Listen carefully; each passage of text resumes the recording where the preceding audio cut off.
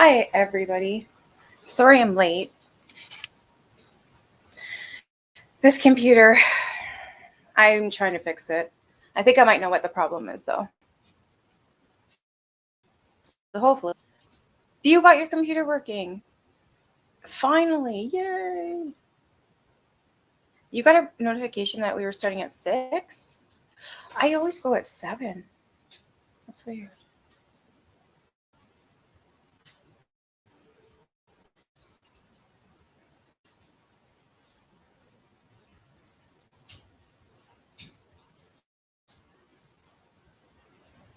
Here's the link, Selah. If you're still here, sorry. Deb. Oh, yeah, she's hey, cool gamer. Oh, 6 her time, yeah. Hey, Trio. It's starting in 30 minutes. So for you, it would be okay. Yeah, it's the time differences. For me, it's 7. For you, I guess, yeah, it would be 6. And I was trying to figure out this computer what's going wrong. So me and Trevor, me and Trio were talking about it, and I think we hopefully might have figured it out. I've got way too many things hooked up to the internet, like a lot, and it's like ever since I got that computer, it seems to be kind of the issue. I mean, I think ever since I got it, it's been slow as hell. There she is.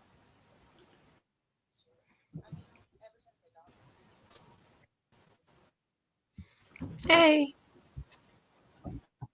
I'm not going to show my ugly mug. I have your face on there, but you look beautiful. I'm sitting in here in my pajamas. Oh, I was too.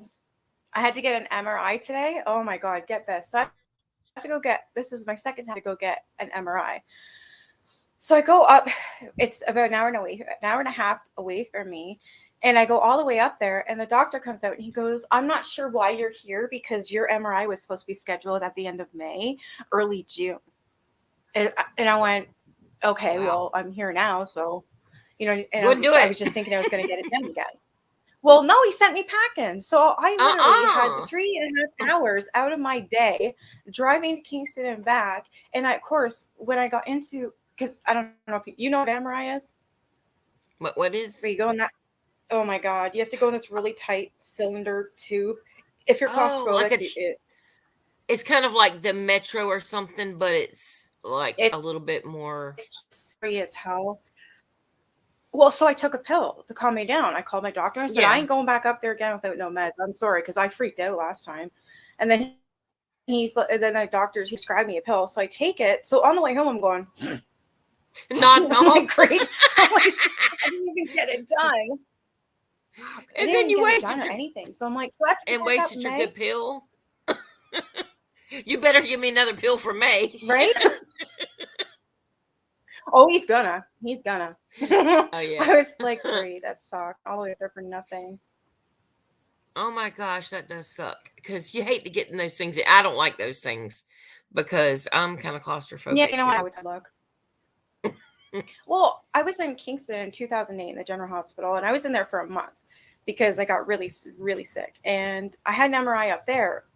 But I think the reason why I could handle it is because I was already in this hospital for a month, and I was so homesick. I missed my cats. I missed my family.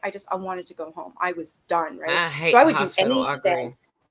Yeah, especially up there for a month, and I had no to do nothing.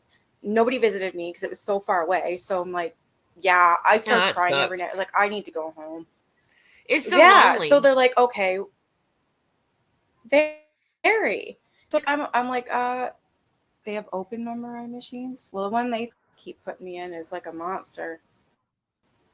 So, anyways, they said, yeah, you probably can go home, but you're gonna have to get a PICC line. So I had to have it, through the left arm to my heart. So I'd be wearing literally like a fanny pack full of medicine that a nurse had to change at 5 at night and 5 in the morning. And then before after I got that, I had to get the MRI before I was allowed to leave. So when I get the MRI, I'm just like at the point, I'm like, I don't give a shit. There's nothing more that can happen to me. Do it and get me the fuck out. I didn't Oh, care. This time, PIC lines oh, suck. I thought I was gonna be But at least you had a okay. nurse to do your PIC line. They sent me home and they taught me the stuff to do it myself. I had to have it a month after I had my hysterectomy. They left my What? PIC line in for a month, and I had to change the saline, do the saline and the heparin in my PIC line myself a couple times a Yeah, day. And that was so freaky because I knew it was going in my heart, you know, just yeah, knowing that exactly. I don't it know was why there. they do that to you. Yeah, but boy, I That's was so insane. like Because I doubly, had a nurse come up at 5 in the morning yeah. and Well, 5 at night. I had to get it changed I guess I every have 12 sucky hours. insurance. Well, because and then Here if we you have want to to have a pay for your shower, own. I couldn't really do that. Yeah, with the PIC Yeah, it was line, you like have to be careful. even to have a shower, you have to have the bag and the tape and That's everything because right. if that That's gets right. wet, And so so I you have just to had a take a, bath all the time. bath. Yeah, and that It's hard sucks. washing your hair with one hand just because I don't want to get this For wet, so I'm like, "Ee." I know it's horrifying because if you get bacteria in that thing, it could really cause a Exactly. That's problem. why I'm surprised that you were left on your own. That's And when you scary know because how that goes weird to it your feels when heart, it like comes right out, to your I heart. know. And do you remember whenever they take the couple little stitches out and they pull it out, and how weird it feels when it Yeah. like gets jerked out? Oh yeah. That makes my skin crawl. And it was in there for so long, it had kind of adhered in a A couple month, places. right? That's what I had too. It feels so weird. Yeah, it I'm did sorry you because had it to was go through long that. too.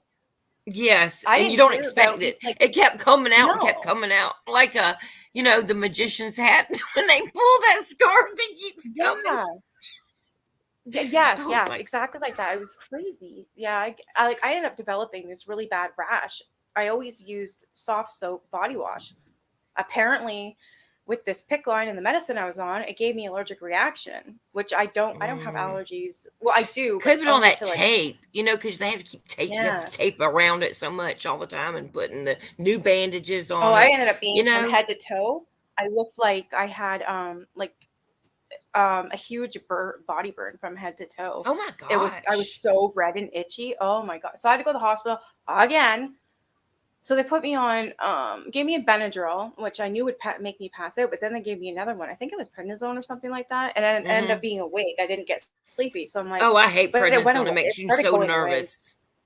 It makes you so anxious It started feeling. going away, and then they're like, okay, it's been a month. I think they can take it. I think we can take it out now. So they did. My rash went away. Thank God. Yeah. I mean, if it felt Oh, I like a never want to be in that sunburn. situation again. Ooh.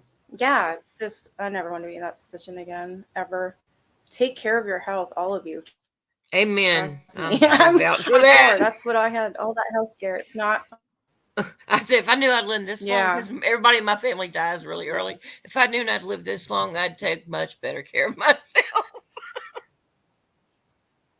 Yeah. I Yeah. mean, 52 Well, you don't seems get it when like, you're young, especially when I was in my 20s. That's all I did was oh, drink and yeah. party, Well, and me too. I I was partied young. and stayed up, wouldn't sleep, get up the next morning, go Yeah. to work. Well, the next night, stay out, go straight to work the next morning, Yeah. and you can't even hear because the speaker from the night I before is think I was so still loud.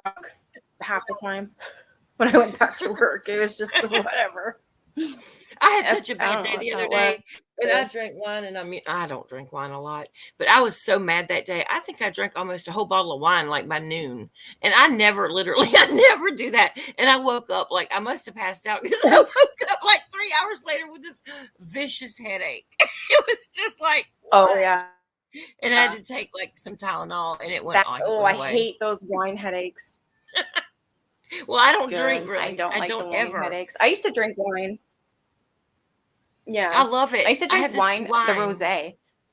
Yeah. Well, I have some called it's the name of it is Sweet Bitch. That is the name of the wine. That's What? yeah, it's because Sweet that's the name bitch. brand, Sweet Bitch, and that's why my best friend I bought it wonder if for we got me. a. I want to try sweet bitch. It's so good, and it's real fruity tasting. It's I'm trying to think what's the Ooh, I name like of it. those. It starts with a C, I think. Oh, Moscata. That's what it is.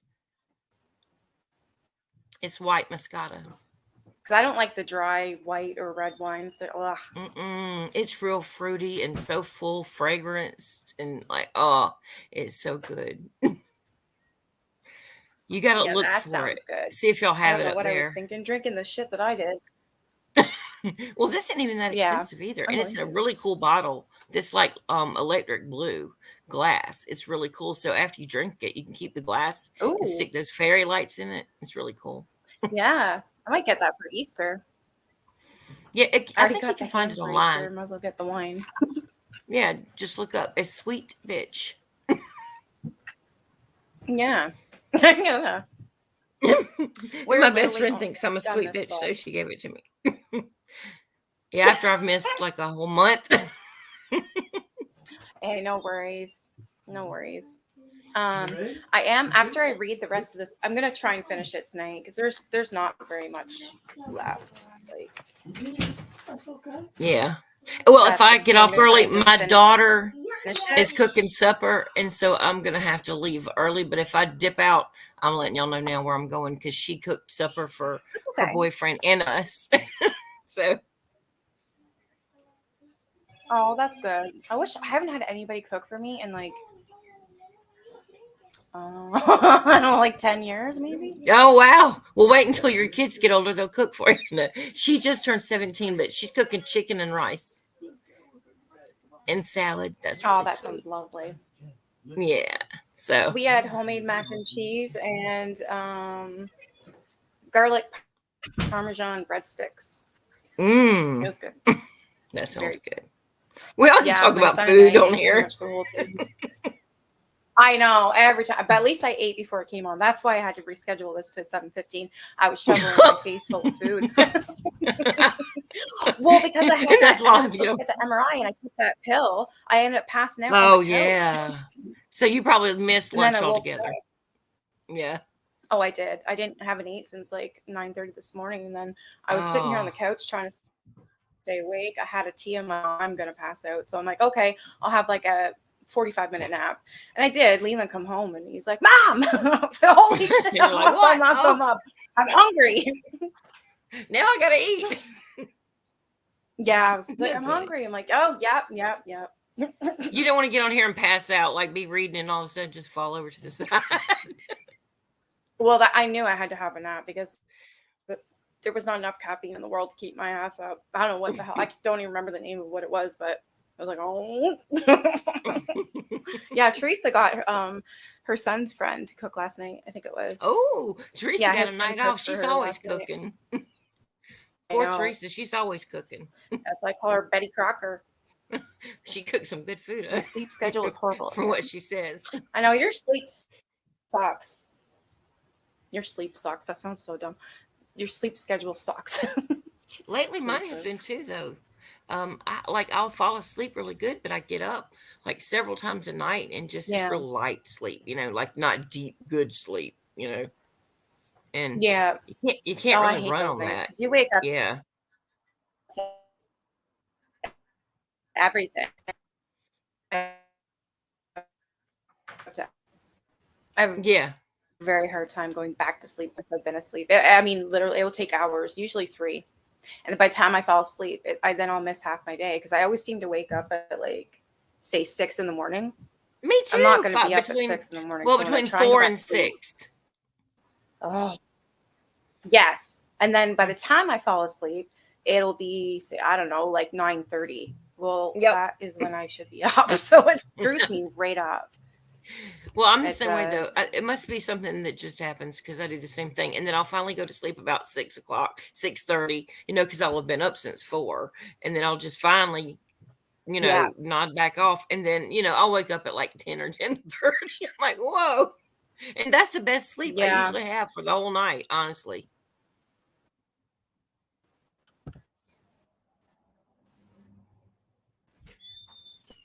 A whole lot. Like if I get orders, I'm good. Any more than that, no, I'm not good at all. I don't know. I just tired all day. Huh? Yes, I am. I'm sorry. Both have people I have the whispering to us. camera My on so husband's whispering to me. oh, my son is just talking to me too. Yeah, he was he was telling He's me like, "Are you about live?" the dinner was Yep. delayed a little.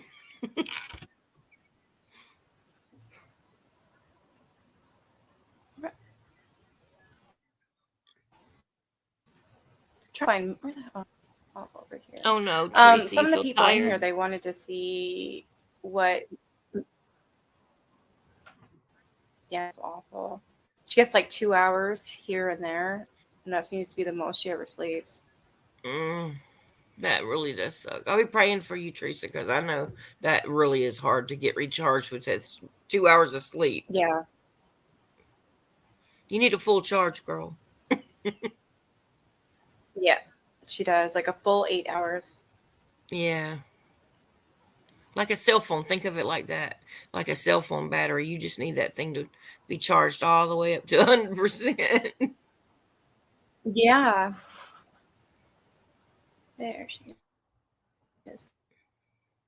No, people wanted to see all the tins. So I was just What are you go on my doing? page. Well, because I follow Megan, right? Oh, Megan, people yeah. were wondering, like, what is it that she's always posting about, what she like and whatnot. So I was just gonna share my page and show them uh, everything that she posts about. It's child trafficking. It's everything. Yeah. She's really coming out Um, with a lot. I mean, she's can you outing guys a see that? lot of What stuff. just popped up? I can't. I hope not. Where'd it Can pop? somebody see? Can you Where, see anything that pops up on here? where'd it pop up at? I don't. Can any of you see anything that pops up on my screen? I really hope not, because that was disgusting. Whoever the fuck The said only, that. Oh, wow. Oh, no. I just somebody. The good, because you guys are probably like, are you kidding me? Let's kill the fucker because Right. I thought I Would had that it be person like, blocked. Yeah. oh, so it's the troll. Nobody saw anything Yup. though, so they didn't get no, they didn't get Okay, any. good. It just popped up for me. Yeah, no. I'm sorry that you had to see it, whatever it was, but Asshole. they didn't get any glory from it. Good. I know. I'll just We start were reading it. Do that Yeah, then. just go ahead. Yeah, we'll rebuke you, evil people. Just leave out of here. You don't have any business. If you don't have anything nice to say, just leave. Oh, Like if somebody said something, was it it's a gross. scam? Was it a He's a scammer or pig. was it like Put a it that troll? way. Oh, oh, okay. No, it's a damn pig. It's a pig. I know him. He's a pig. Oh, okay. Disgusting. I Well, no pigs in swear I here. had Get him out. blocked. Something. I think that was a different account. Oh, wait till I'm done here, boy. Well, there was a reason, Jesus If sent I the could punch demons through a into the phone, I would pigs. do it. He's got. Gross. Hello. Hello, I say. Rob, hello. All Hello. right, I'm just going to start reading this. There's not too much of it left. And this is when we were Okay. getting to the actual really good, I guess the good part. Everything was kind of Mm-hmm. wrapping up. We're still talking about, oh, Jesus. Okay, let me see. I'll start here. Okay, here then. Sorry, I'm trying to find a spot. Okay, we're talking about Otis Toole again. Yeah, I So it got to just see says that some of it last he week is like, because it was going in and out. I'm sorry, my internet was going in and out last week because we were having storms. So I oh, caught some of it. okay. So right Yeah. now he's John's talking about Otis Toole. So he says a few minutes later, outside the store, you see him again with his mother. Okay, I'm gonna have to go back. So Otis is aimless, weird, and angry, unable to form normal human attachments, and he has no money, but he knows how to get some. He can turn a few tricks down in Miami, where the pay is pretty good. In the meantime, he can live in the car, park it at the edge of one of those malls. Who's gonna know? And while he is down there around Lauderdale, somewhere in his develop a new truck. traveling. Assume Walsh is describing what he thinks Otis was thinking at the time if he kidnapped his son. Mm. Get himself a new traveling companion, a pet, a little kid. He knows how to do that. You go to the Kmart and get yourself a shopping cart. It doesn't work with that little girl on it. 2 days later, well, how cares? Same deal. Turn around, head over to the toy department. Are causing a ruckus. Yelling, shoving, but not the little boy. Younger than the others, standing over to the side by himself. A few minutes later, outside the store, you see him again, without his mother and a little scared. But now you're not a stranger anymore. He remembers you from inside the store, and you tell him you have a new video game over at your house around the corner. Why? Not even 3 blocks away. He was so quiet and respectful, delicate, almost. Why did he have to start hollering like that? Ugh. It was all over relatively quickly within the day, within hours. I don't even know why John Walsh is writing this about his fucking son. This is gross. Well, because he's He trying to make a red says, herring. I'm eating without you. yeah. Because he's like, Cherish! he's so quiet and respectful, meaning Adam. Delicate, almost. Why did he have to start hollering like that? It was all over relatively quickly, within a day, within hours, within 120 miles. It was not drawn out, and my little boy for days or weeks that way. But however it was not so fast that he didn't know what was happening to him. However it went, it was not easy, not for Adam. Why was Otis Toole never indicted for my son's murder? Oh, Obvious. go on. So the part I read, yeah, the part I read after or before this, the head chief cop at the New York Police Department said that because John Walsh ate at a certain restaurant, he was part of the mafia. The cop, Right? like the head Right. detective. Yeah, I'm like, wow. Well, I think he is too. I think he is too, and I think that Megan's pretty much spilled the beans on some of that. Yeah. The simple answer is that it was because the Hollywood police never presented the case to the state attorney's office for prosecution. The more complex answer is tougher to figure out. It involves conjecture and speculation and ultimately a judgment. It's not that the Hollywood police cops were simply lazy or stupid. Maybe they honestly believed that he didn't do it. Maybe they were sick of the case. Maybe once they heard about James Campbell, they didn't think we were worth the effort. Maybe they thought Toole's in prison anyways. What's the difference? If someone doesn't see what is hiding in plain sight right in front of them, there must be a reason for that. Maybe a combination of ego and arrogance. Yeah, John, on your part, I would say. Talking about itself there. Right? Pride, the worst of the 7 deadly sins. Again, that relates to you, John. Wow. What astounds me is how the truth was always out there, waiting to be seen, and how many people refuse to see it. The cops, the courts, and especially the media. Aren't journalists supposed to be the big guardians of truth? They certainly worked hard enough to have the case file opened up. And then, after the whole battle, what did they do with it except flip through it looking for dirt? The week after the case file was turned over to the press, a columnist for the Miami Herald, Fred Grimm, wrote what journalists call a thumbsucker or think piece. Grimm was patting his paper back for uploading the First Amendment. It was a good thing that the case file had been open, he wrote, because Otis Toole's ghastly lies do nothing to shed light on the enduring mystery of little Adam Walsh. Wow. He went on to say the only mystery left unsolved was how any cop without supporting evidence could have believed Otis Toole. Kelly Hancock says that if he had prosecuted Otis Toole, the jury would have come back within hours with a guilty verdict, and Toole would have died on death row for my son's murder. Buddy Terry, too, always believed that Toole was telling the truth. So to this day, Joe Cummings, Paul Ruiz, and Steve Kendrick, all those cops from the early days, not to mention Joe Matthews and Mark Smith. There was also an exchange that came during a fateful meeting on November 12, 1996, in the office of Ralph Ray, the chief assistant state attorney for Bragg County. At the meeting, attended by Ray, Kelly, Phil, Joe, and from the HPD, Mark Smith, and a supervisor, Lieutenant William DeHaron, I demanded to know why the Hollywood Police Department had not given me the simple dignity of letting me know through official channels that Toole was nearing. I knew that Toole never had confessed to any cop, but it was clear that he had been crying out to make a deathbed confession to someone, and that in not being notified, I lost my very last chance. At Whatever. that point, DeHuron seemed to offer an apology for what he termed a miscommunication between Hollywood Police Department and the prison, as well for all of his mistakes in the case been made years. I It mean, was an it's so obvious acknowledgement, he yes, but lied. after everything that had, I'm sorry. I just yeah, said I it's don't think he's a obvious that snake. He's Otis Toole lied, and he even he told incorrect information to the cops. He just liked to take field trips and be in the yep. attention. And he was trying. I mean, think about it. The Being reason why I read his book, he said because his lawyer was black, and he called him the N word, and he wasn't going to take no orders from no N right. lawyer. Mm-hmm. That's why he Right. made it up. That's disgusting, but that was his only excuse. Mm-hmm.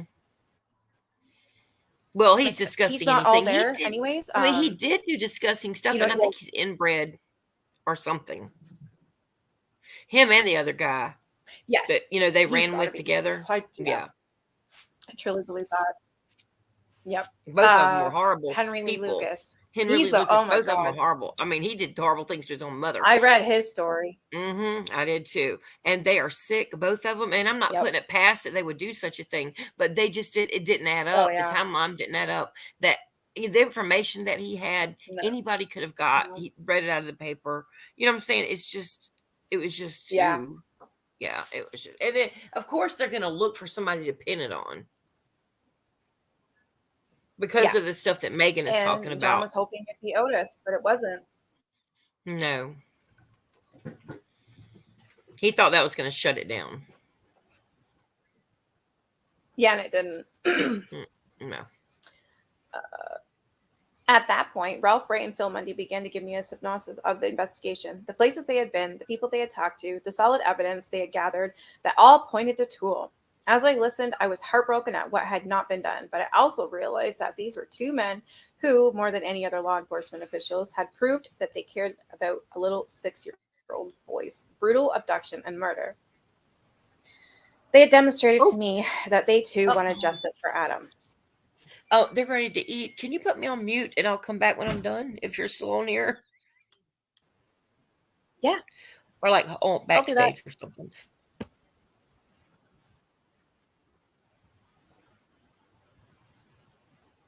I think you're muted now, are you? I think so. You missed the notification. Sometimes it goes out and sometimes it really doesn't, Patty. It sucks. I hate it.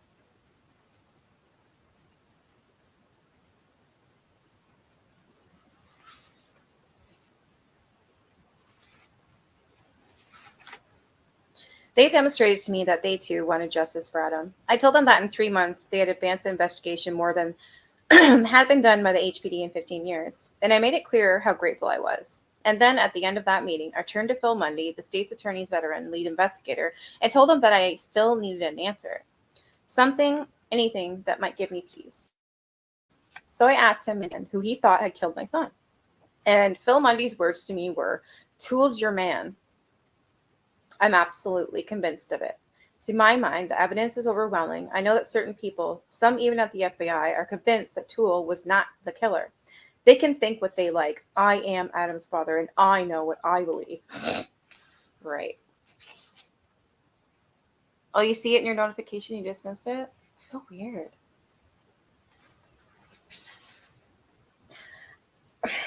And finally, there's what Toole himself said in on the interview with Detective Jack Hoffman and Detective Ron Hickman in Jacksonville, Florida on October 21st, 1983, recorded as an official transcript on page 16 of a supplement report.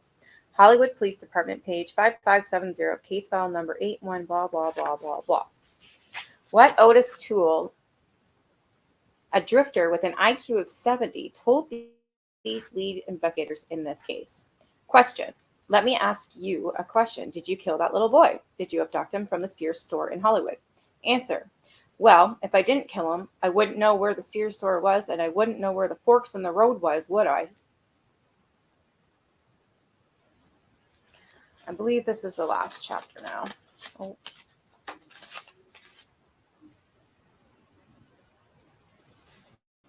The hell is that? It sounds like a wolf.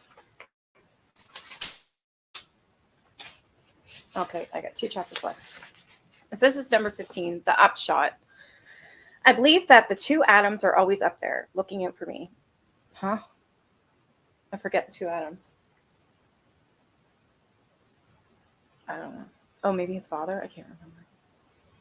Every day they're in my yeah, it is. They're my inspiration, my father and my son. No matter how hard I get or how much I get into the depths of despair, no matter what happens, I truly believe that they're proud of me. People who haven't been hit by crime can still enjoy what Reve and I call the luxury of being naive. They go around thinking that it could never happen to them. I envy those people, I truly do. They don't know any better. They don't understand that once it happens to you, everything changes. Every tiny aspect of your life, and even though you may look the same on the outside and maybe acting the same way on the inside, you're coming from a totally different place. To us, even back in the early days, our most basic understanding was always unspoken. Adam cannot have died in vain.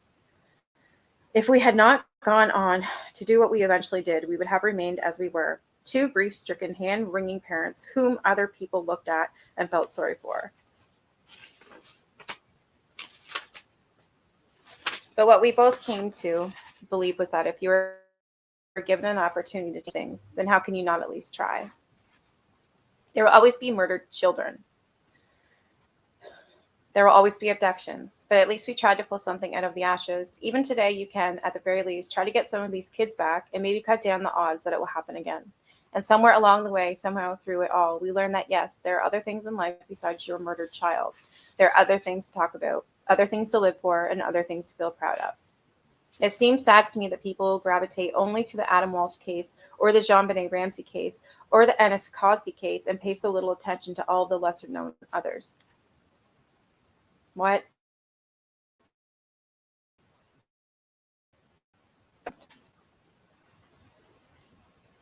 I learned, and I've said it for years, that there have been thousands who have died since Adam died, and many more thousands of people who have learned firsthand that anybody can be a crime victim in this country. That there are people out there who do terrible harm to others without ever considering the terrible consequences. And no matter how much you think you're prepared for it, no matter what you've done with your life in the past, and what you hope to accomplish in the future, you are still vulnerable. You're at the mercy of these people. Ray says that we never did get our skyscraper in Washington, at least not literally. What we do have is a red brick building in Arlington, Virginia that houses the National Center for Missing and Exploited Children. In 1990, the center, now 13 years old, merged with the 4 Adam Walsh Child Resource Centers located in California, Florida, New York, and South Carolina. Today, with these branches, the National Center has worked with law enforcement on over 53,000 missing child cases and helped reunite over 35,000 of those kids. On any given day, the center's hotline receives more than 700 calls, and its new website, more than 200,000 daily hits. Holy frig. That's a lot. In 1986, NCMEC began some pioneering work in the use of computer-generated age enhancements, which helped show authorities what a missing child might with the passage of time. People like the mayor of Tuzla have visited the center in the case to get ideas about how to locate and identify missing children displaced during the fighting in Bosnia. Not long ago, the Prime Minister of Belgium also paid a visit after a string of brutal kidnappings and murders of children in his country. He wanted to talk about what might be done to create an international center for missing children. We've had a series of directors, all of them good. Ernie Allen, whom we first met back at Louisville Conference in 1981, is an especially strong voice. He's now the center's director. Robbie Calloway is still on the board, and so is John Rayburn. All of those people from early days, now they're the professionals. It's good that the center is located near Washington. They're really at the heart of things, disseminate information to satellite groups.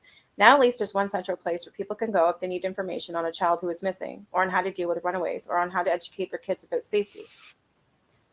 I'm sorry, but it's still not good enough. Even with the Amber Alert, they still,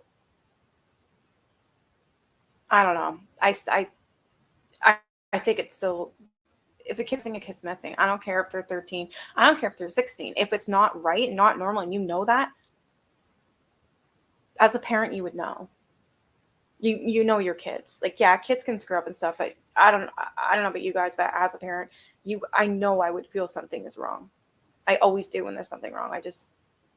you just know you're a parent.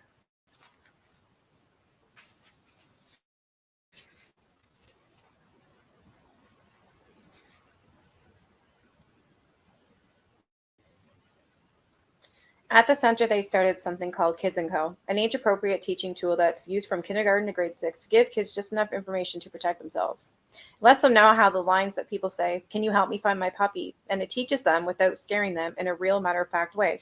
They don't do that anymore, like at all. Because I had to have that talk with my kid. And without scaring them in a real matter-of-fact way. Your private part your own. They did do that though, the whole private part thing when he was in kindergarten, junior kindergarten, his first year of school. He come home with these drawings, pamphlets of a boy and a girl and no parts. And I'm like, what? I wasn't happy. I had it out with the school. Like, I understand what they were trying to do, but that my son was petrified. He's like 4 years old. He doesn't know what the hell they're talking about. I still can't believe they did that.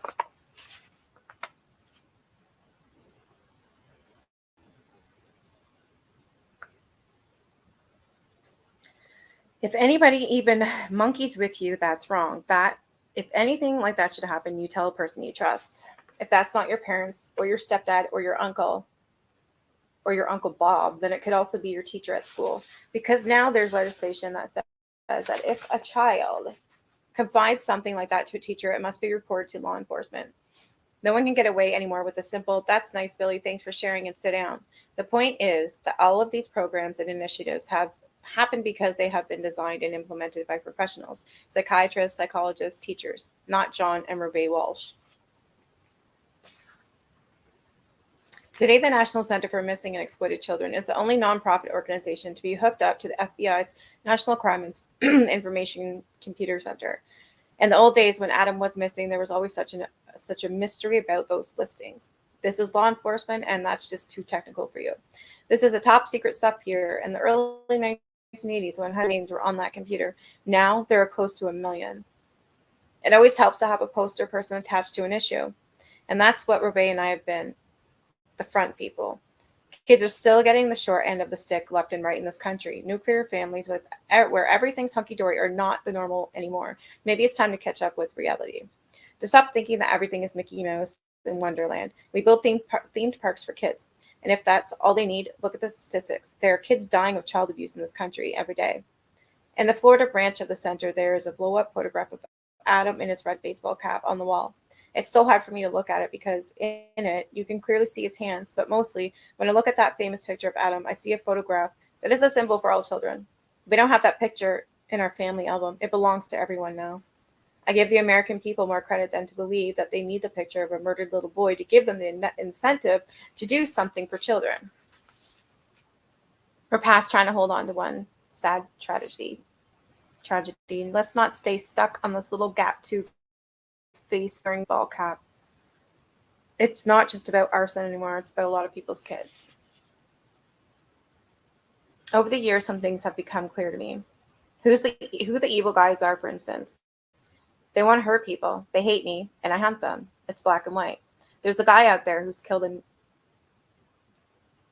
There's a guy out there who's killed a 19-month-old child. He knows I'm hunting him. People ask me what I think about the death penalty. For a long time now, I've supported the idea of a federal statute mandating a death sentence for anyone convicted of the stranger abduction and murder of a child. These predators are cowards who don't deserve to be on the planet. I'm not saying they should be tortured or strung up, but if they're found guilty, see to it that they're sent into the next world. Let them come back as a dolphin or a tree.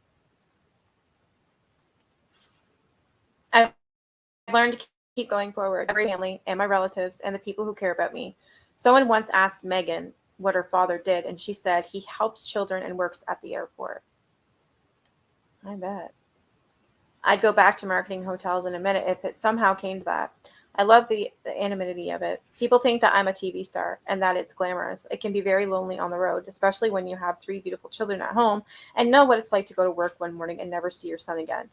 I'll fly all night from anywhere to get home, and when it's time to leave again, they have to drag me out of those gates. Last year, I was executive producer of 3 television series, Manhunter. an international show which runs outside the US in 45 countries. Final Justice, my syndicated half-hour show, and the Prox Network's America's Most Wanted. I also executed and produced and acted in my first 2-hour movie of the week called If Looks Could Kill, starring Antonio Sabata Jr. And the one show I'm most proud of was a 1-hour primetime special called Smart Kids. It was nominated for an Emmy for the best special in children's programming. A lot of gratifying work. Reve doesn't like it that I'm always so much, but she understands it. I always say, look, I'm 51 years old. Everything that I had and was before Adam was murdered everything that I had and was before Adam was murdered went out the window. The livelihood, that businesses, the contracts, and the savings. I had to get our lives back on track, earn a living, get us comfortable again. Because of America's Most Wanted, more than 450 criminals are off the streets who otherwise might not be. How many people would have been hurt or killed if these guys had been locked up? In the 9 years that the show had been on air, we've caught 12 men on FBI's 10 most wanted list. Even better is that we've returned 20 missing kids to their families.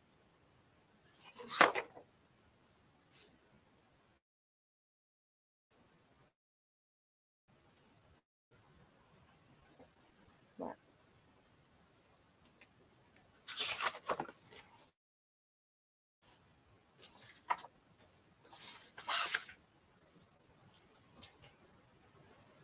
When America's Most Wanted was canceled, the public spoke loud and clear. In the first 6 weeks that the show was back on the air, we had our highest ratings in 5 years. We caught 7 bad guys in 2 weeks. Our all-time record. By the way, today the show will be canceled for good, and I'll move on to other things. Am I going in and out? I agree, Patty. 100%. It's definitely more about him.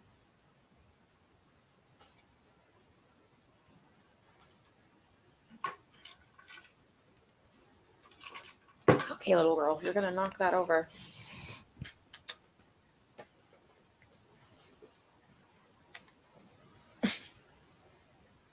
Oh, okay, it just looked like I kept going out for a minute.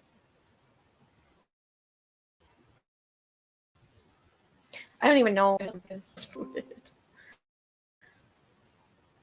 Oh, come on. Yeah. Come on. You can do it. Nah, not the laptop. Sorry, Claire has to be with me 24/7. Come on. Yeah, look.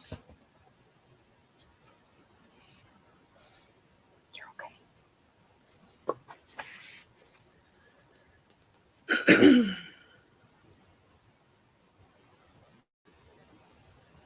Someday the show will be canceled for good, and I'll move on to other things. I won't regret the day, but no matter what happens, I will never forget the letters that have come in over the years, by the thousands. Sometimes they're on stationery, sometimes in handwritten cards, sometimes scribbled on loose leaf paper ripped out from a notebook, and hardly legible.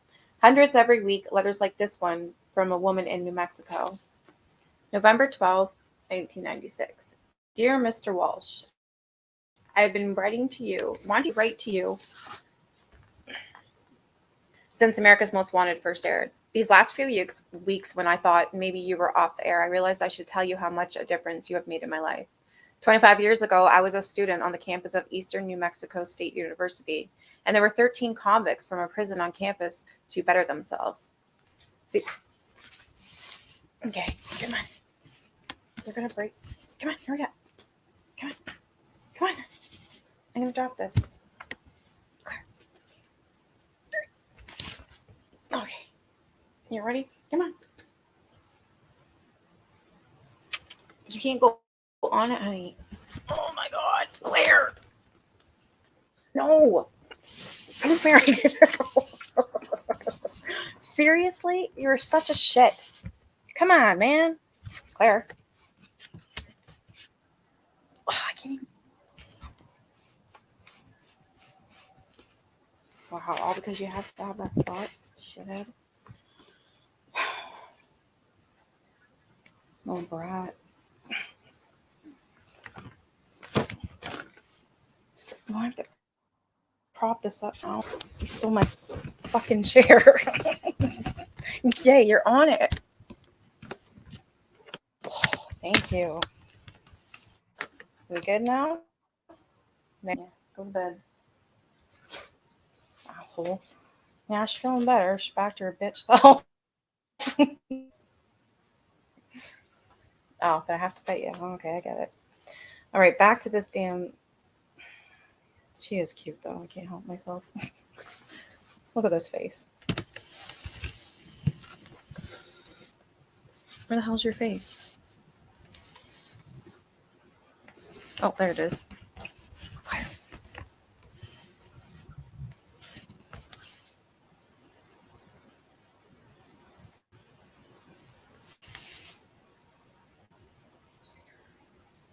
This makes her go stupid. All right, that's enough. It's weird. It's like she knows she's bugging me too. I don't care. I love it. I love her. Spoiled. Okay, so this is a letter from a woman in Mexico.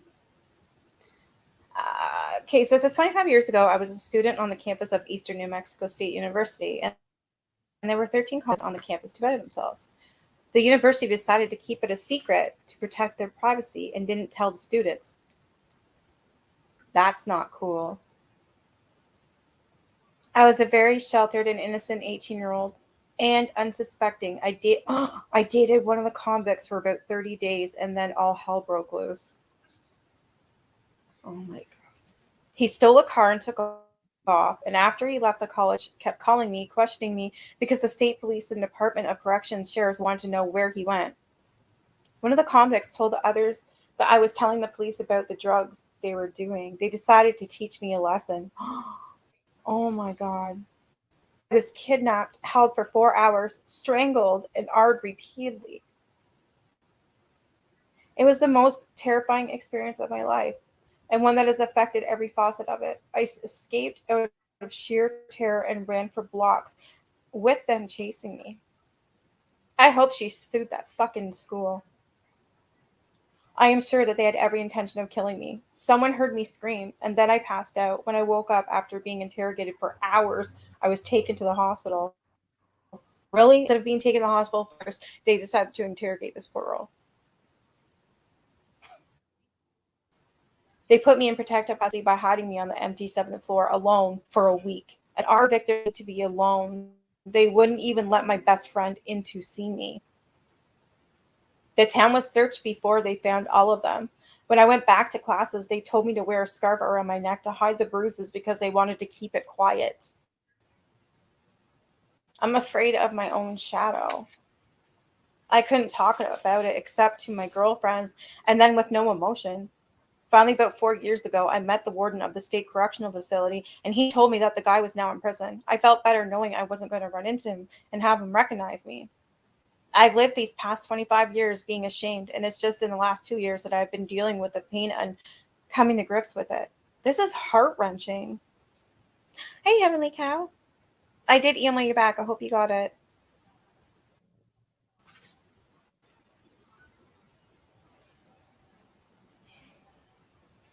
The last 6 years, I've worked to get rural addressing and to building the database for emergency 911 calls in my country. I never made the connection that my drive and tenacity came from that dark night when there was no phone booth, no central dispatch, running for my life, not knowing where I was or if I was or away from it. This is so sad. Like, this is disgusting what happened to this girl. And that's the problem with Canada. They will let pedos live. They're protected more than us. I already know there's one on my block, and I was told that there's another one around the corner over here. I should be allowed to know that for the fact that I have a 12.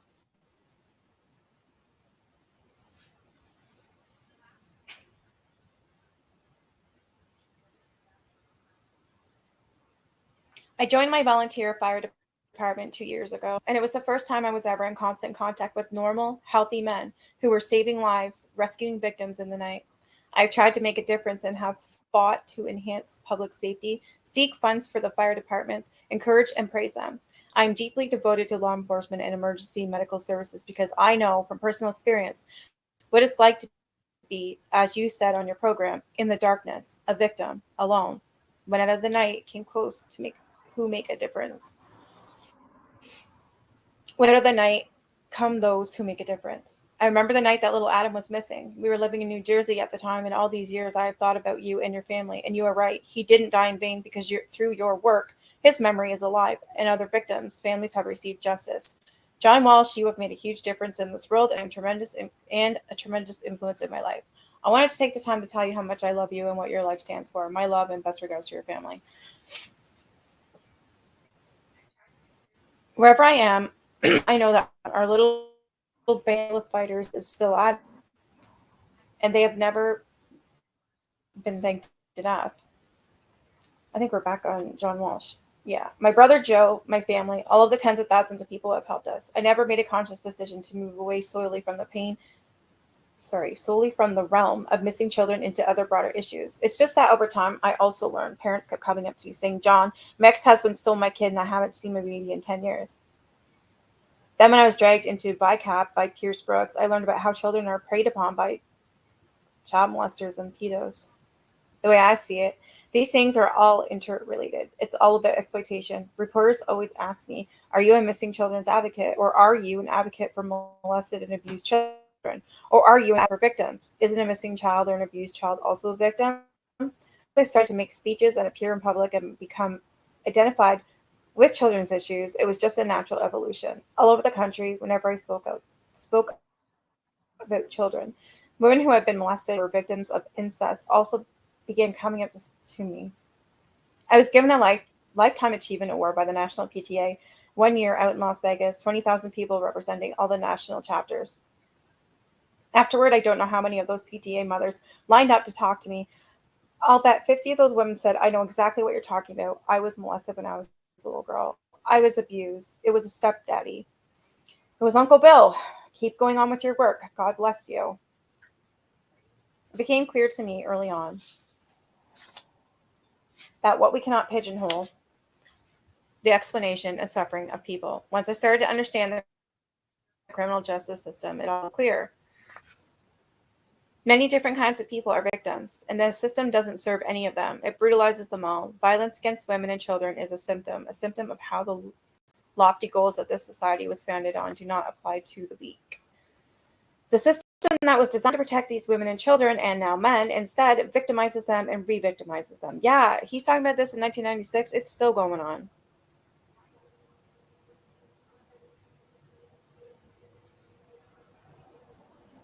I'm sorry about that. Heavenly, I said, well, I've got keeping everything crossed, toes, fingers, eyeballs,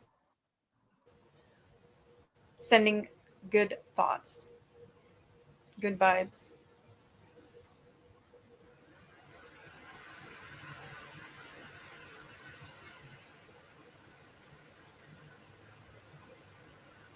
Reporters may still try to categorize me, but when the average person on the street comes up to me, it's obvious that he gets it. And Walsh does, and they'll tell you. He catches the bad guys. He's the man. I don't know. I feel like this is so much praise for this guy. It's clear to them they get it. My child was murdered and I'm fighting back. I've learned a lot in 16 years since Adam was murdered.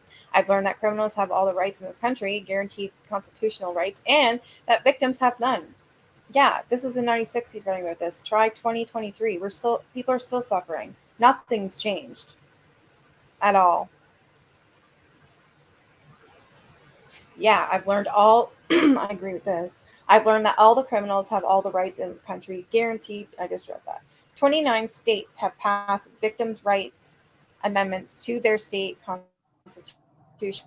Some laws are tough, others weak. So, in response to that, a group of people have decided to draft the first ever victims' right amendment to the U.S. Constitution. The most important thing about this proposed amendment is what it does not do. It does not take away any rights of the accused, because the last thing that any victim needs is to have a case thrown out of court on a technicality, leaving whoever hurt them free to do the same thing again to someone else. If there's anyone who wants to safeguard the rights of victims, This amendment is still at work in progress. It's being drafted and redrafted, and that's a good thing. Everyone ought to weigh in on this. People need to think. But basically, the amendment says just 3 things. Yeah, these are long 3 things. Holy shit. Holy hell. 1. That victims should be treated with dignity at trial and be notified of any hearings and procedures, especially if the convicted criminal who hurt them is coming up for parole or release. Yeah, I know that they do that and they're supposed to do that, but the amount of times they actually do that, they don't. And it's ended up in a lot of these women and children being murdered because of it. It's not good enough. In March 1990, Theodore Wolf of Maryland State Troop got in his police car on the roadside by 2 drug dealers. At the time, his wife, Virginia, was about 12 miles away, at home, asleep, with their 3 sons. But when the case came to trial, the defense attorneys subpoenaed her as a witness every single day, even though she was nowhere near the crime scene. Why? Because if you're going to be a witness in a trial, you can't also sit in the courtroom. It might compromise your testimony, and the attorneys are afraid the jury might see your pain. Wow.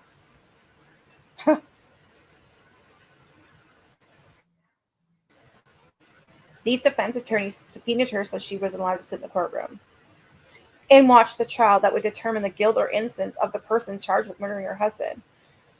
Then there's the story of Kenneth McDuff, a guy I tracked in Texas who murdered 3 teenagers with a baseball bat. 2 14-year-old boys and the 13-year-old girl who was with them murdered all 3 and put them in the trunk of the car and ate their fast food.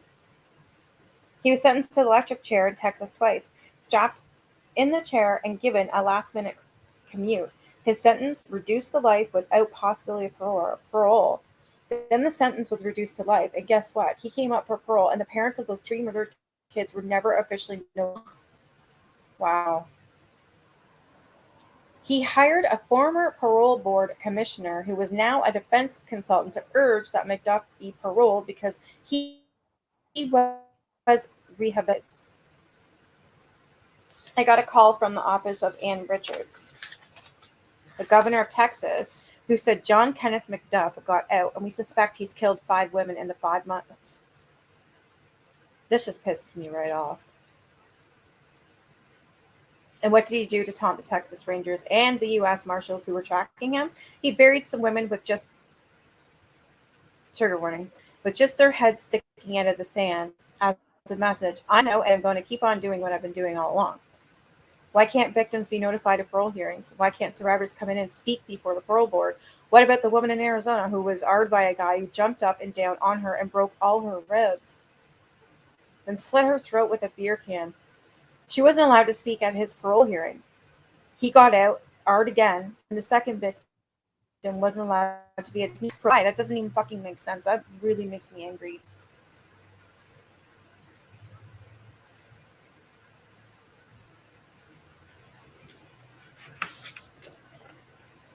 Okay, number 2, that a criminal may not profit from a crime he's committed, and that whenever possible, a victim should be entitled to restitution.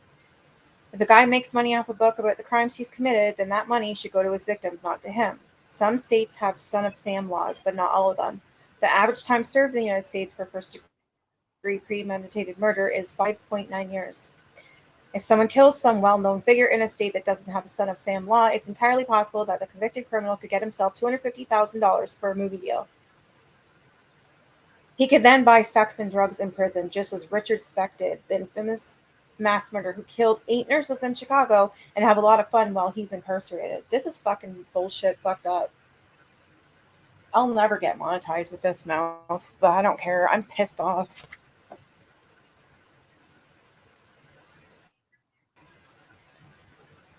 And then after prison with $250,000. Under this amendment, no criminal in this country would be allowed to profit from his crimes. Any proceeds would go to the victims for counseling if they survive and to help get their lives back on track. Number 3, victims should be allowed to speak in the courtroom after whoever hurt them is convicted to say what they think his sentence should be. This pisses me off, and the reason why it pisses me off because I was one of these victims once. I wasn't allowed to speak in front of the judge. They shut me the fuck away and gave me a peace bond for this bastard. Shit's got to change.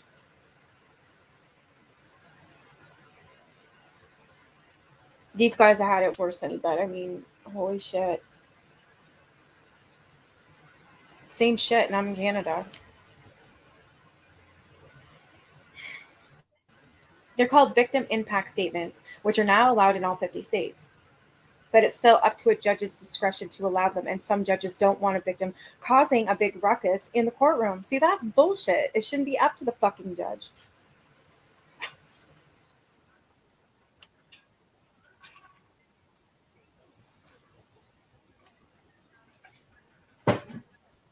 Richard Allen Davis had spent more than a decade outlet. He kidnapped and tortured 3 women on 3 separate occasions in California and was paroled. He got out, and in 1993, he kidnapped and murdered Polly Klaas. He broke into her home and took her from a slumber party in her own bedroom. We all saw what he did at his trial. He flipped the bird with both hands at Polly's father, the jury, and the TV cameras. His trial cost California taxpayers about $4 million. During the 2-week sentencing phase, after he had been convicted, he had several expert witnesses paid for by the taxpayers at about $800 a day who said that Richard Allen Davis should be spared the death penalty because he was fat when he was young. Are you kidding me?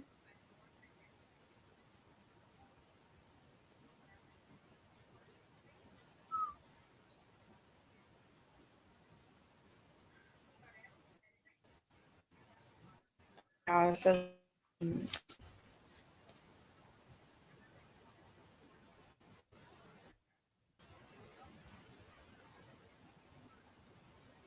he was an alcoholic. They tried to turn him into a victim. One of the few states that allows victims to make an impact statement.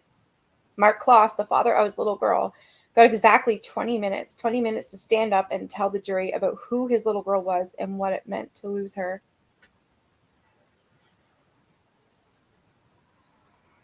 Right? I would have done it anyways. They'd have to kick me out of that courtroom. I would have never fucking stopped. I would have gathered people and made a goddamn statement. Like, I'm really upset about that. This is wow.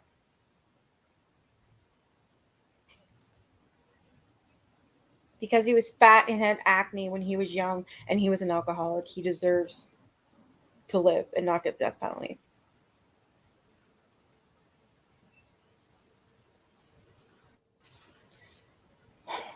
I've seen parents go to sentencing hearings with pictures of their murdered children, begging judges for the 5 minutes it takes to say, I will never see this little girl grow up. I will never go to her wedding. I will never see my grandchildren. This man gave her a death sentence and me a life sentence, but you won't. The penalty I think deserves. Every victim in this country deserves better than that. I agree, 100%. All in all, it's a simple amendment, same way that the Missing Children Act was a simple bill. It wouldn't cost much. It would give justice a new definition. For the first time in the history of this country, the definition would include victims. Yeah. Oh, hell no, right? The founding fathers made provisions for the Constitution to be amended when necessary. That's why we have the Bill of Rights, which is the very first set of amendments to the Constitution. In fact, the Constitution has been amended a total of 26 times.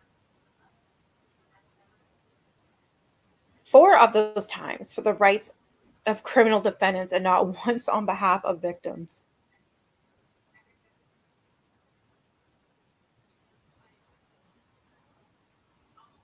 In all of the Constitution and its amendments, in fact, the word defendant is used constantly, but there is not a single mention of crime victims or of their rights. And this is true for Canada as well. It absolutely is. It's fucked all around the world. It's not right. There were 10 million victims of violent crime in this country last year. They at least the same rights as the criminal who voluntarily chose to hurt them. Isn't it time that someone thought of the victims?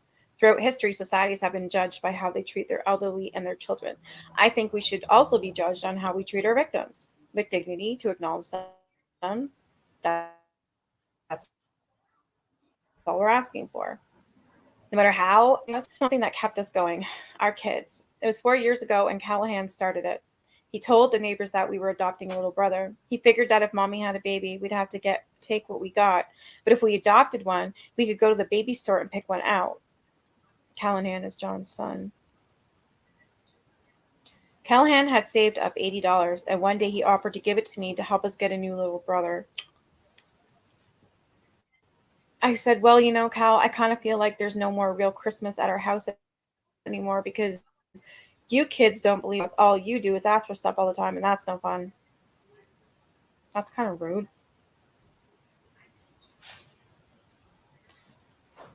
Maybe we'll talk to mom about it.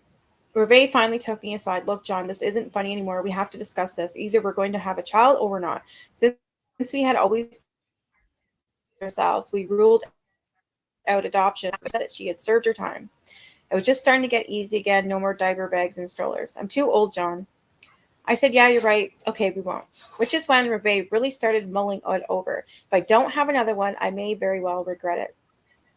She had told herself, but if I do have another one, I know that I'll never regret it.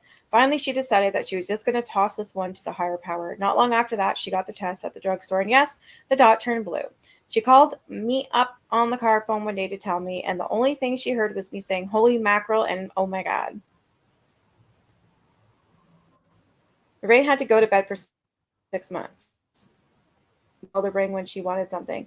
Boy, was she ornery, and I know I couldn't have done what she did, but she was okay, and when I got that glorious call, I jumped on a plane and made it back in time. Hayden John Walsh was born on August 19th, 1994. Afterward, Reve was in the big birthing room with Meg, Cal, Graham, and her good friends, Dr. Mel Richardson and his beautiful wife, Ginger. The doctor and his wife brought champagne in a bucket. What a celebration. The way Reve saw it, everything had turned out perfectly because the higher power had won. Our old neighbor in Hollywood isn't quite as well kept now as it was when we lived there. The Hollywood Mall has been rebuilt since we lost Adam. There is no historical marker to tell about what happened there on a hot July day more than 16 years ago. But a mile or so away, in a schoolyard just outside the door of the second grade classroom that Adam would have walked through, memory of Adam Walsh, a student at St. Mark's, October 8th, 1981. My son goes to a Catholic school. The plaque rests on a big granite stone at the base of a black olive tree, one that was planted by Adam's classmates and his teachers. I've not been back to the old neighborhood to see it, but a friend tells me that it has grown. It was just a spindly little twig when they first planted it. Now it stands nearly 30 feet tall. Here's the last chapter. It's called The Ending.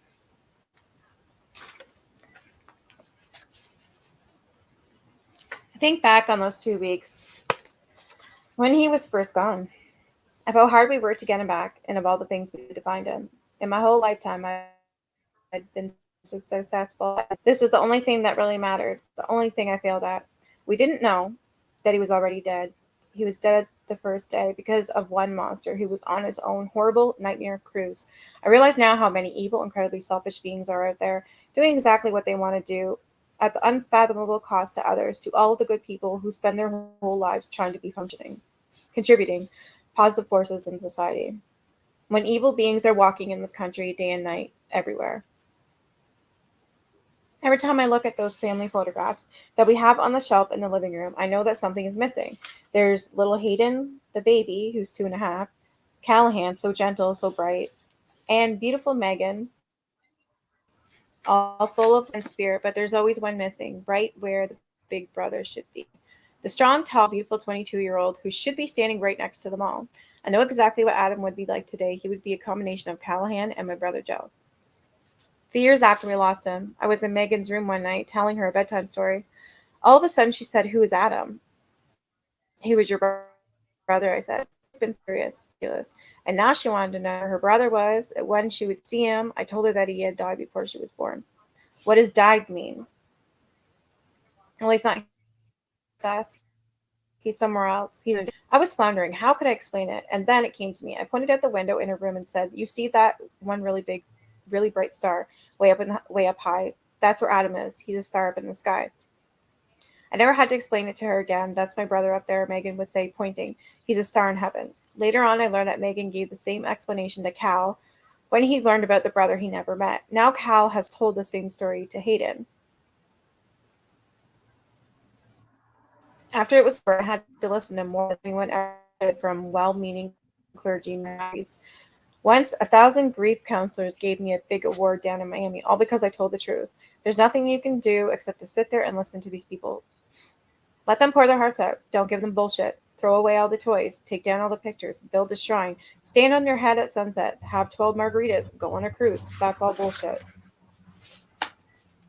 If God forbid someone you know had something horrible like this happen to them, then there's really only one thing that you can do. You can listen to them, sit there, listen, and don't give half-ass advice. Tell them that it's not God's plan, that they will survive, that they do not deserve this. Nobody chooses this. This is not a test. We are not Job. We are not Job. Okay. This is not Jesus or God or Muhammad. See whether someone who is in the middle of a horrible tragedy can deal with it to earn points for the next life. What God in the world would have planned for Adam Walsh to be murdered and decapitated so that I could become an advocate for children. God didn't sit down somewhere and plan my little boy to die so that I could be on TV and change hundreds of laws. No way. That's nobody's God, not Hindu or Muslim or Jewish or Christian.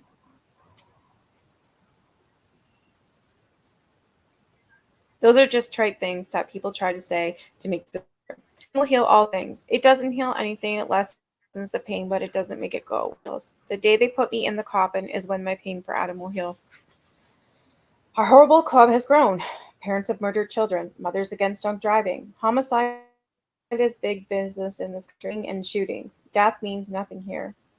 Say you become a victim of a random violence. It is unbelievable to you, but you didn't deserve it. People who get cancer don't deserve it, the same as people whose kids get hit by drunk drivers just because they were out on the road that don't deserve it. There's no grand scheme and grand plan. These things are random events, and the only thing that matters is how you deal with them, how you get away through them. The only thing that matters is the way that you choose to get through life. Later on, I met a man whose daughter had been murdered, and for years, I was sort of his unofficial counselor. He had lost his business like I did. He descended into alcoholism, and his wife, the mother of the little girl, divorced him. Classic case. 80% of the marriages that go through the murder of a child fall apart.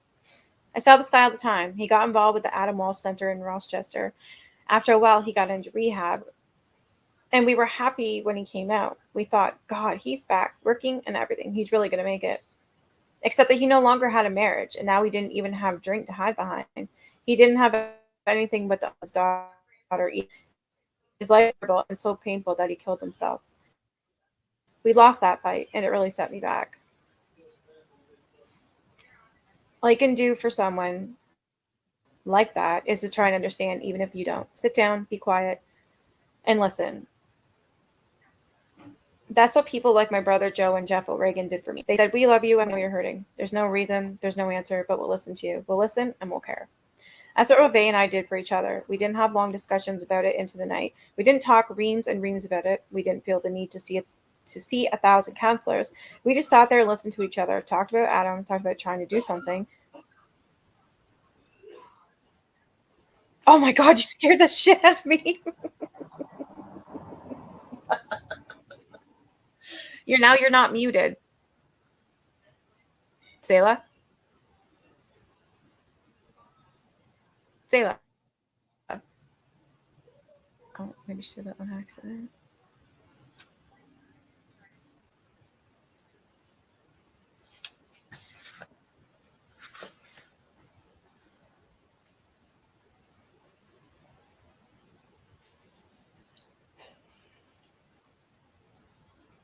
We never said what, why us, what if. There's a waste of time.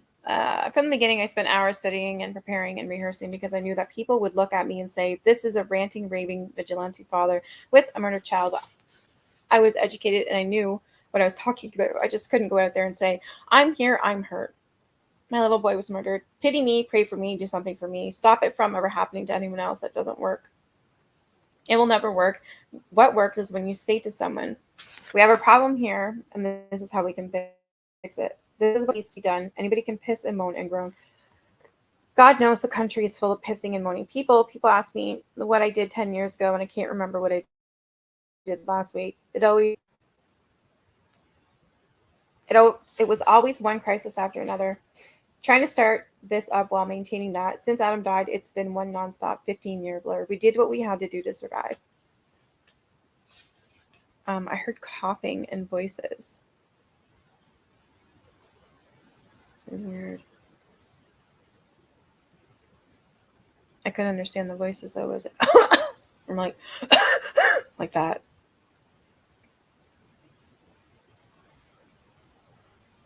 I don't know.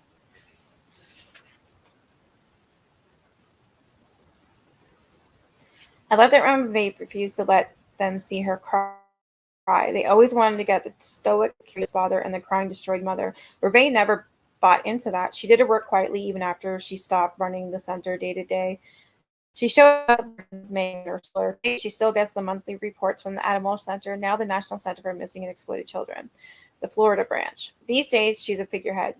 They trot her out for fundraising events and ceremonial things. She stands up in front of rooms full of hundreds of generous, supportive, and caring people, and she talks to them, tells them what she knows and how grateful she is for their foresight. Acting for children, not reacting. She says that when she's standing there talking to these people, sometimes she can hardly believe it because what she's remembering is that day no one would listen to her. Not the police, not the authorities, not a clerk behind the counter at Sears. I froze. I don't know what that was. Oh, oh man. I'm grabbing my crystal.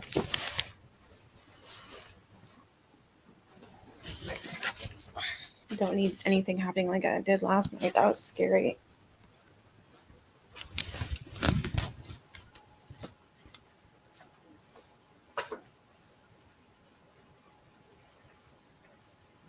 Let's see.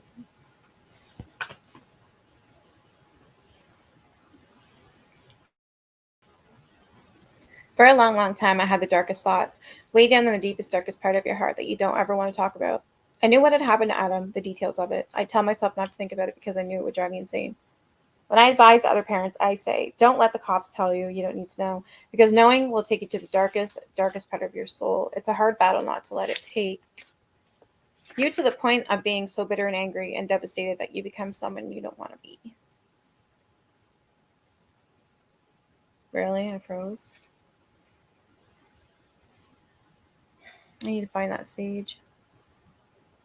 I don't understand. It's been missing for a long time. I finally found it at the front door on my carpet and I put it on my dresser and I have yet to find it again. I don't know why. I know why it keeps missing. I know they like to hide things on me. I believe that people should be held accountable for their actions. I also believe that.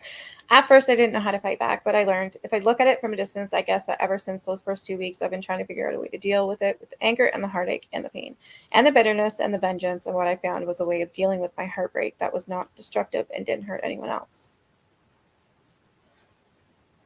I also know that there are kids who are safe at home tonight because of Adam.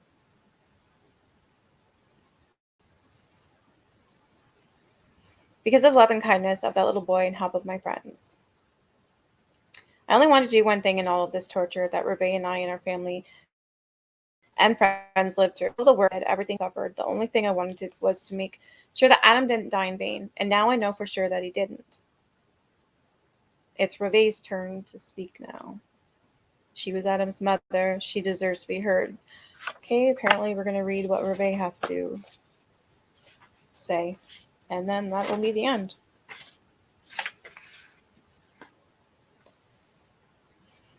It has all been beyond belief. If we wake up Sunday from a dream and it turns out that the dream was my life, I will believe it. If someday I wake up, I am not me, and everything that I know of what my reality has been turns out to have been a dream, I will not be astonished. I will say, oh, a dream, no wonder. I sometimes think I would be the mother of a 22-year-old. There would be a 22-year-old man around the house. I'm so used to having little kids. 22 sounds so grown up. Then again, if I had the oldest one now, would I also have had Megan and Callahan and Hayden? It's not a torture thought, just something that sometimes passes through my mind. I have a little clay manger with the tiny figure of a naked baby in it. Jesus in the manger that Adam made at school. I bring it out every Christmas and I have a red paper mache tree ornament that used to have a paper leaf with his name, Adam. Of course, the leaf has fallen off now, but every year I always hang this awful looking red paper mache ornament way up high on the tree, and it is, I say that. I'll never forget that we had to bury an empty casket, that we were told that Adam's remains had to be kept as evidence. They still have the evidence, as far as I know.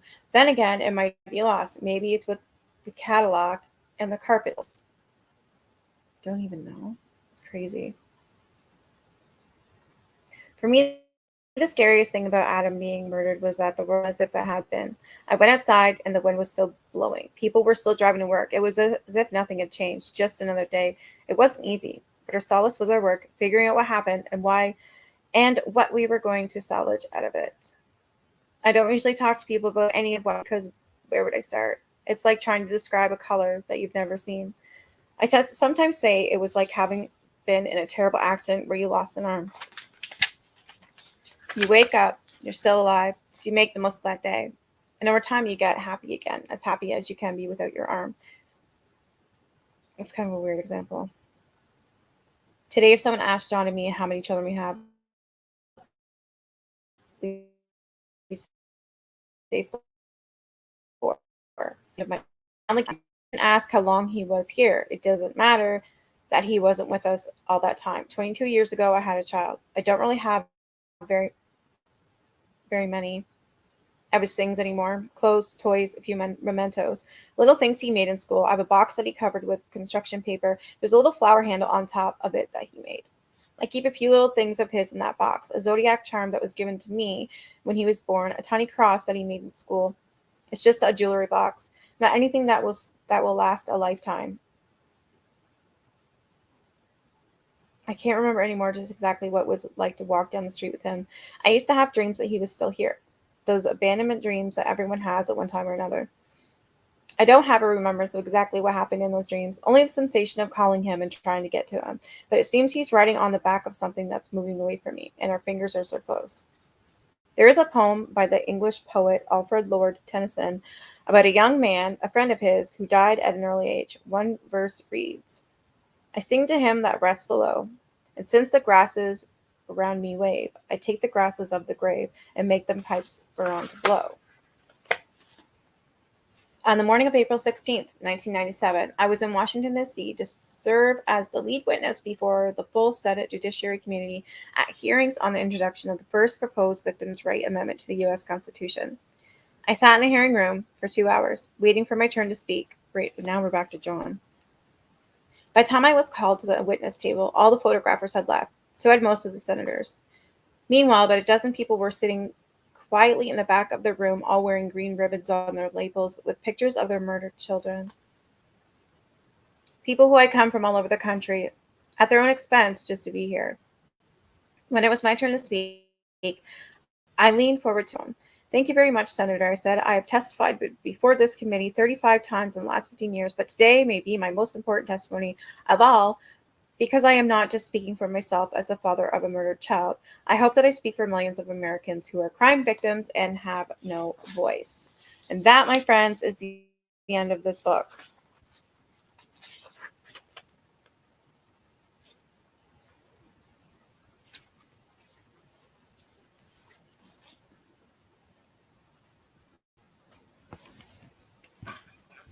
So some of you are asking me to see clips. Hopefully I can play them of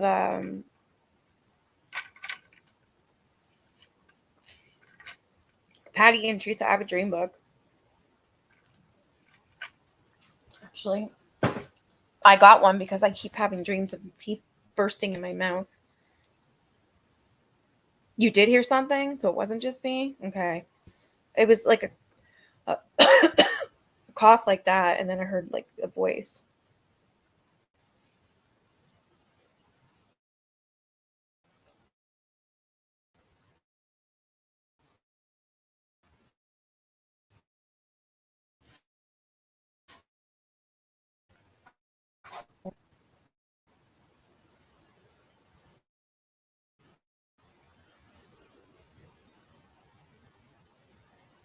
Well, I turned off one of my computer to see.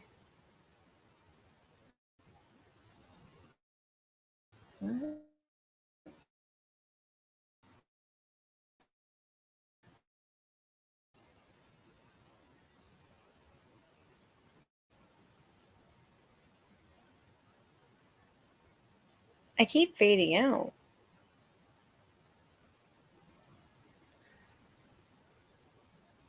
Right, the shark fighting. Eating like a cat? I heard coughing, a guy coughing. That was an anticlimactic ending after the shark fight. Exactly.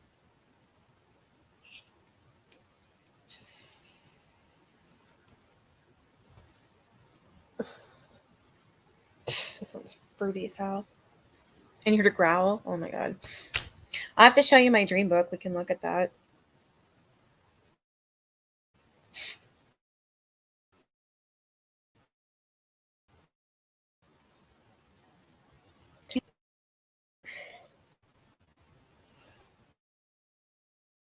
I keep fading out. I keep seeing this go and shedding.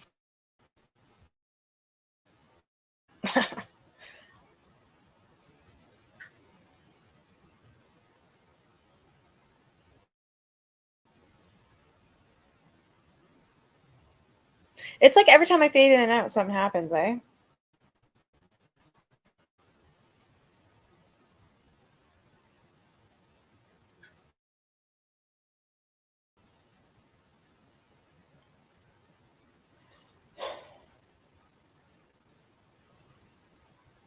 So I'm just gonna show you guys some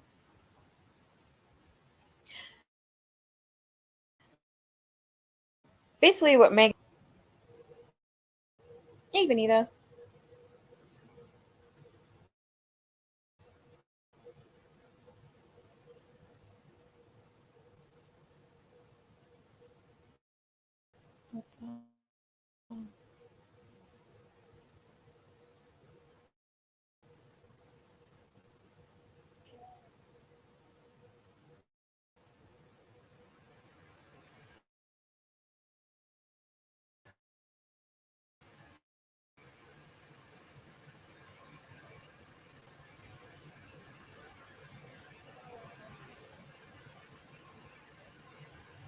Keep going in and out. Sorry. Yeah, that's going in and out. I don't know what the hell is going on.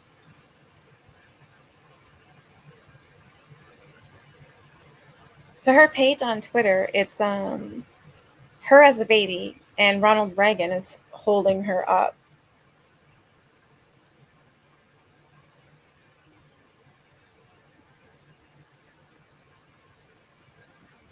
Really? I wonder, do they have that in Canada? Do you know the dog walker brand? Probably, maybe.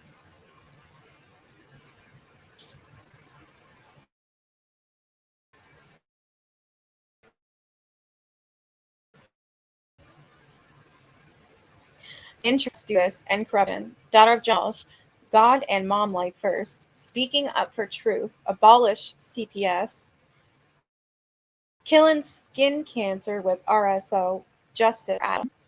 She has joined October 2021, and she posts every single day, all day.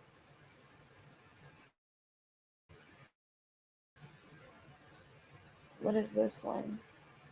Ethiopian World Federation. To what? Okay. Who is Alfred C. Kinsey? Stop yourself and look it up. See how you feel. Comment below if you can.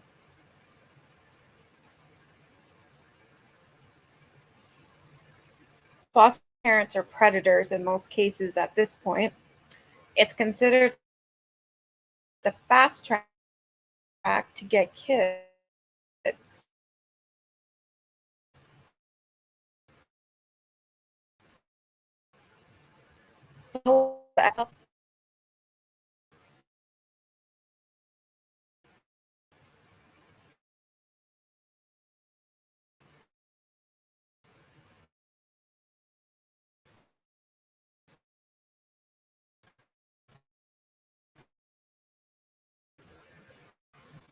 you people need to hear is children. Torture, are sacrificed, kidnapped, groomed, abused, cannibalism, bloodbaths, rituals.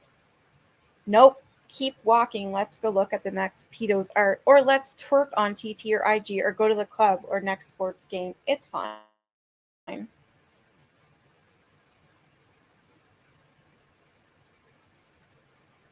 Wild that I make a post about Madonna and people go straight to she's a clone. What? What about her now being investigated for the Malawi orphanages? What about the twins she adopted? Look into the history of Malawi as well as twins in the occult. Prayer hands and justice. The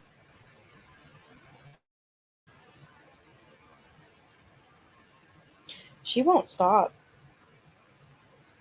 What the fuck is this?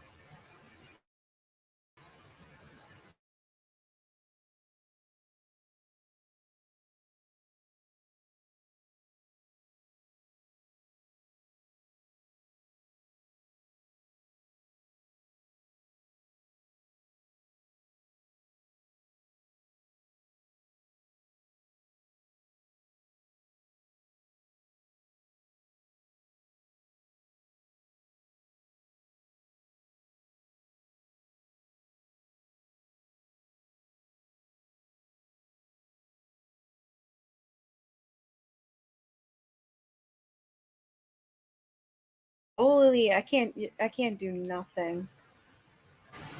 I share something, everything screws up. Yeah, they blame Madonna for adopting those twins. Yeah, I was frozen. I got kicked out.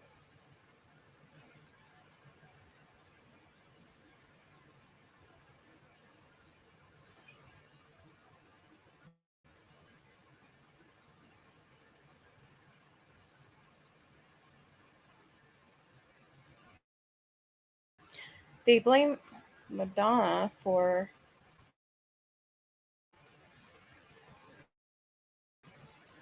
cricket and Madonna. It's like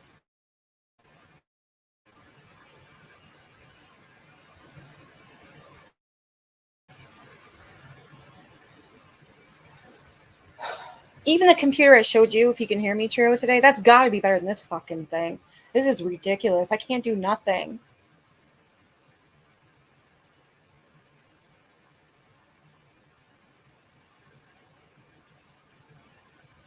It says, I'm wild that I make a post about Madonna and people go straight to, she's a clone. She's on Adreno, etc. with a clown emoji. What about her now being investigated for the Malawi orphanages? What about the twins she adopted? Look into the history of Malawi as well as the twins in the occult.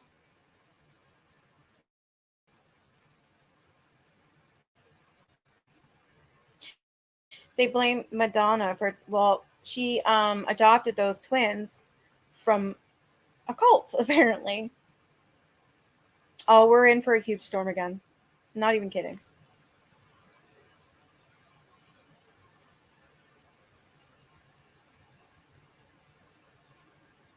See what happens when I'm the only one there. This has never been bad like this at all. I've got my internet turned off for the computer, from my phone. I don't understand what's going on here.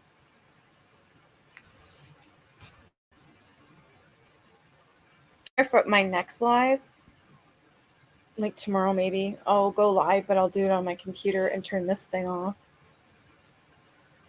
And see if that one works better. I don't know. Because this was working fine, now it's not.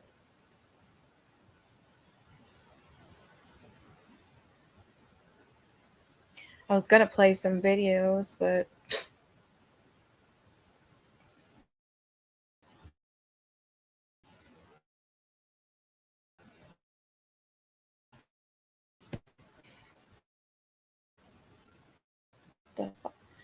She says it's a lifestyle and ideology for these demons. They believe that how children are raised is wrong in our current society. They believe that children are sexual beings and we are inhibiting and ruining them. This group are also leaders and donors to NCMEC and ICMEC. The fuck?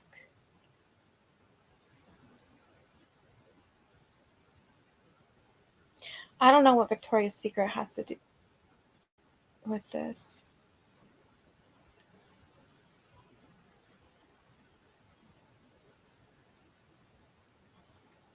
What? Okay, this is why apparently these people that she just named, Hamway, Kobach, and Nygaard, also work with two paid undercover government informants, including Rick Sina and Jared Weiss. Son of the proponent of the Algeria Party in New York, has set up numerous individuals with illegal drugs, steroids, human growth hormone cases. Weiss worked undercover at my company, onlineportfolios.com, located at Empire State Building, encouraging my employees to lie to customers over the telephone. Weiss also worked at several gyms in the city, including David Barton's gym, setting up personal trainers with steroids and HGH. I'm starting to think that that's what they mean by best interest. We are going to steal these kids before we ruin and terrorize their parents. Is this what you're keeping them from? You're terrorizing and retaliation because that's what they're being used to nationally. This is fucking wow.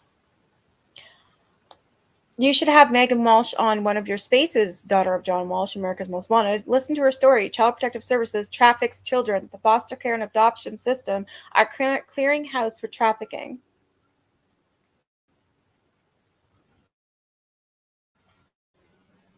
I think you kind of get the point, right?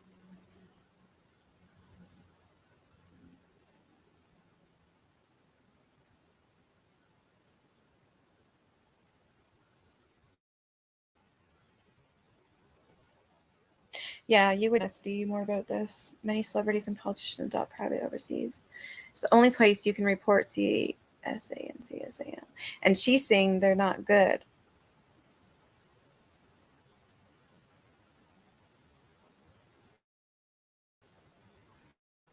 Her kids were taken from her. Her parents are like who's saying the head that they found is not her brother. Yeah. I'd love to have her on here. I should tag her.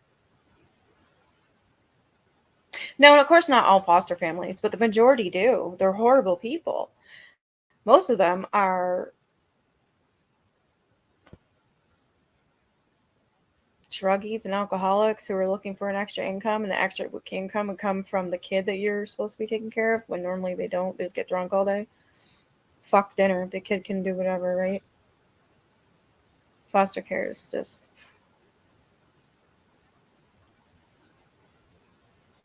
what? Nope, nope, nope, nope. You're snoring, girl. Must be nice to be a Claire.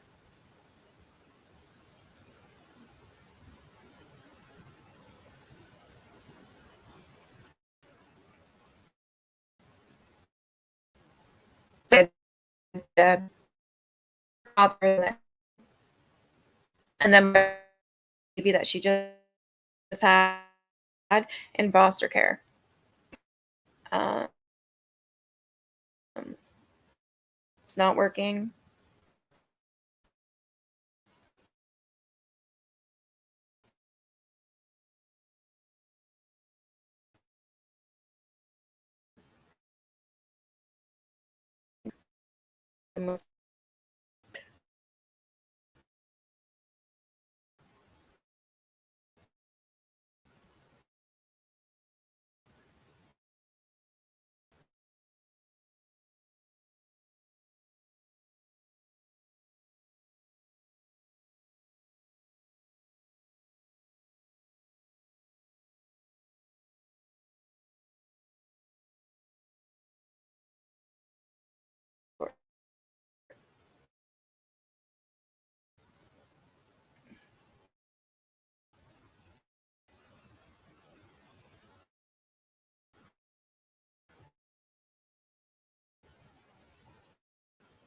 answer you. Every time I share something or anything, it just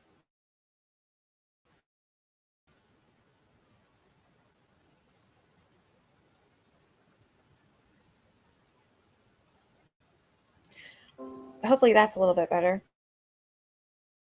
No, she's good. I do agree with Megan. She's the one saying that her parents had something to do with her brother's disappearance. Well, sorry, brother's murder. As soon as she started making noise about her brother, that's when John Walsh came through and took her two children that they're now raising as their own, and took the half white, half black baby, and that baby's in the foster home, which she just had.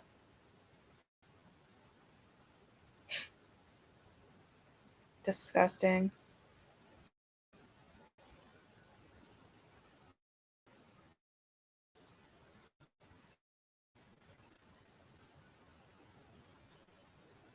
It's scary that this is happening, you know?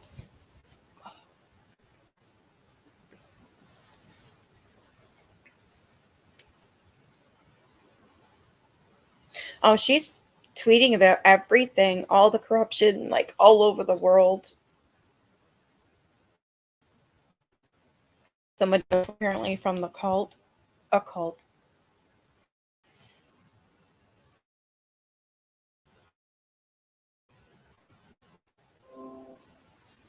Stop reporting because we're backed up. Too bad. Do you not say you should do something? Like, really? Stop reporting.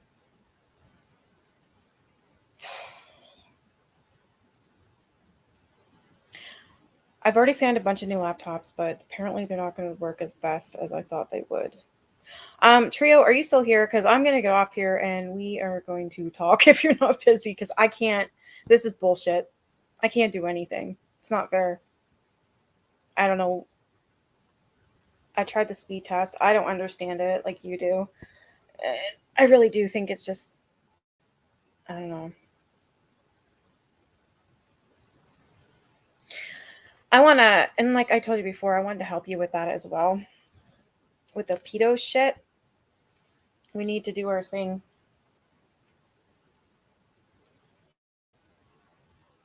You know what? We should get Megan involved. That'll be at least helpful for the states, right? Make more people aware.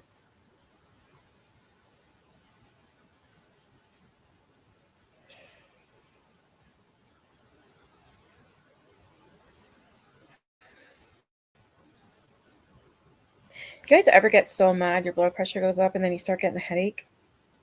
I think that's what happened. Shit. Reading that book made me angry.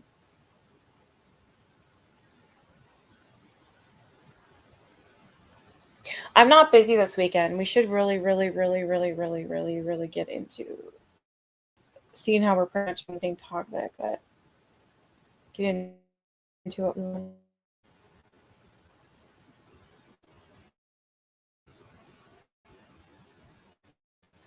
Yeah, I like voice chat. You do, Teresa?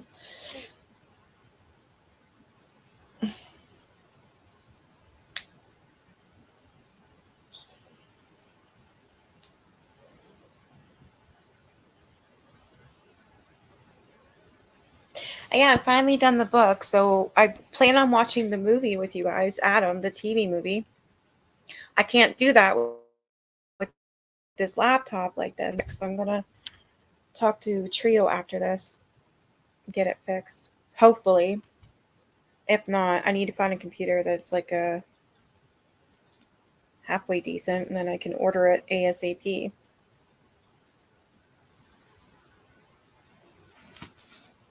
I don't get that mad very often. I'm actually really happy-go-lucky person. It takes a lot. Well, you guys know. Like Teresa and Patty and Deb, you guys know. Or even Trio. Like, it takes a lot to get me mad. Trio to the rescue. Well, I was asking him, like, should I get this laptop, this laptop, this laptop? Sure. He knows computers. I don't.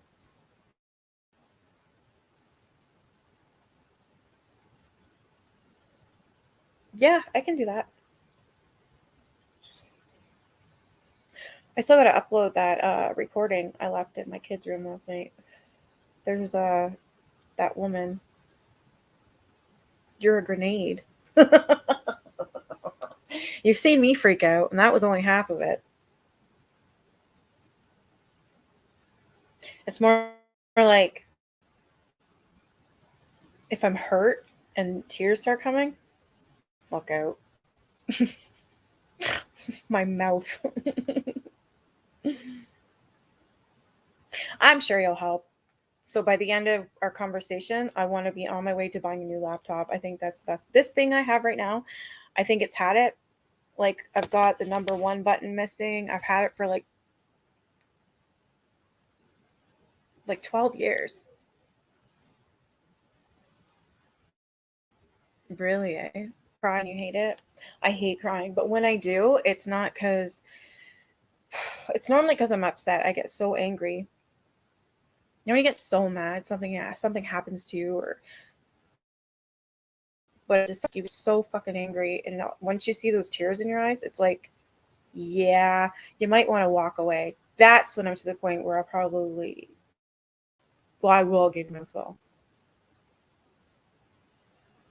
and say mean, nasty things because I'm hurt. I've done it before. Not in a very long time, but I have done it.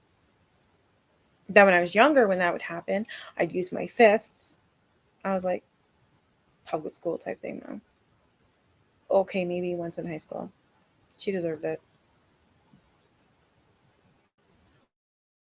I'm having her, Patty, because well, we're supposed to do this one thing together. We need to do it.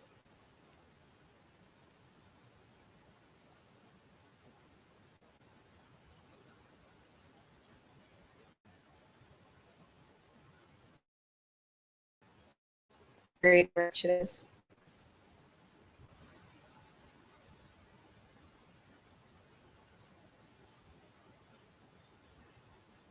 Okay, I'm gonna end this because I have to get this fixed. I want to watch that movie Adam with you guys, and I want to show you some clips too. When Adam was missing, like the news clips and stuff of Reve and John Walsh, and you know what I mean. Like I was able to on this thing before. You know, my protection did expire, and I haven't renewed it. I'm wondering if that might have to do with it too.